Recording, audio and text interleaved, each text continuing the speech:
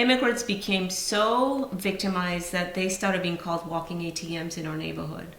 And we heard many stories like that, harassment in the workplace, sexual assault, all sorts of different kinds of discrimination cases of people. They were victims of crime and they didn't want to report crimes because they were afraid that local police would enforce immigration laws. And that year, my students researched and drafted a report that Junta and ULA then issued called A City to Model.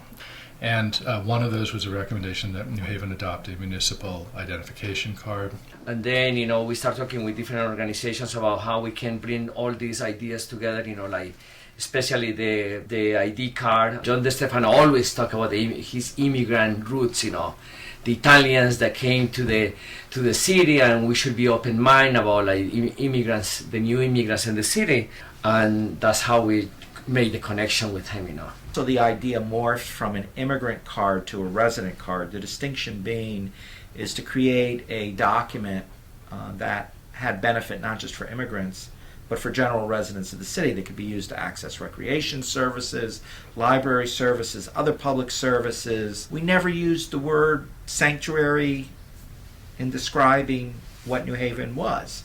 We were like, look, Greenwich, Connecticut, if you want to use the beach, they give you a beach card. That's all we're doing here.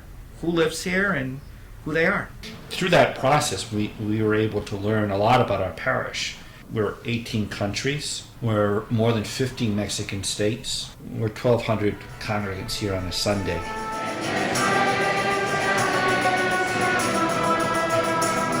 So I got a call from Matos asking for our support for their initial approval.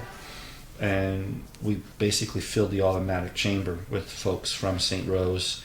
So at the very beginning, the team, it really was very internal. This was something that was new in the country. No other city, no other state, no other locale had ever moved forward with the creation of an ID card. And given the context of immigration at that point in time, that just blew up in the press. It was all over CNN, it was in Fox News. It increased the attention of white supremacists nationwide. I got a bunch of death threats. The climate was very tense and it was very hostile. A lot of the concern about this came from outside the city. To us, this was always about, this made sense for New Haven, keeping New Haven safe, keeping New Haven growing, and keeping New Haven vibrant. DeStefano at the time, was just saw this making sense.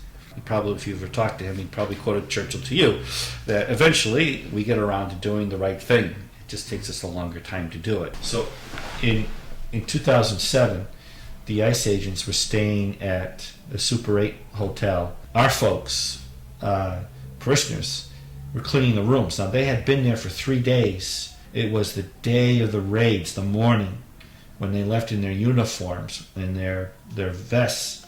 That's when our folks who were custodial folks, housekeeping over there, alerted us. I called the chief of police. I asked Chief Ortiz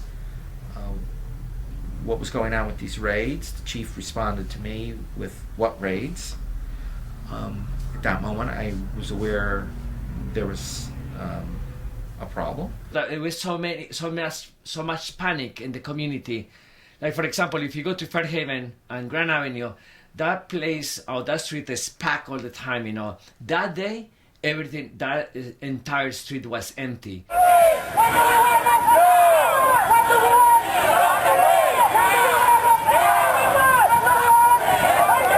ICE actually went to people's homes. They had a list of people.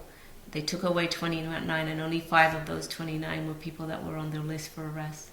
In fact, almost everybody they arrested was not on their list, was not someone they were targeting. They just happened to be living in an apartment that once upon a time someone might have lived in, or around the corner, because ICE just went door to door, pushing indoors without warrants, without consent, and arresting more or less whoever they found. And to us, it was very evident that these raids were happening as retaliation for the ID card. It was Homeland Security, that made New Haven a sanctuary city. It was never our term. It was never our intention But by reacting so aggressively and so much in violation of their own policies and practices, it caused them to really back away from New Haven.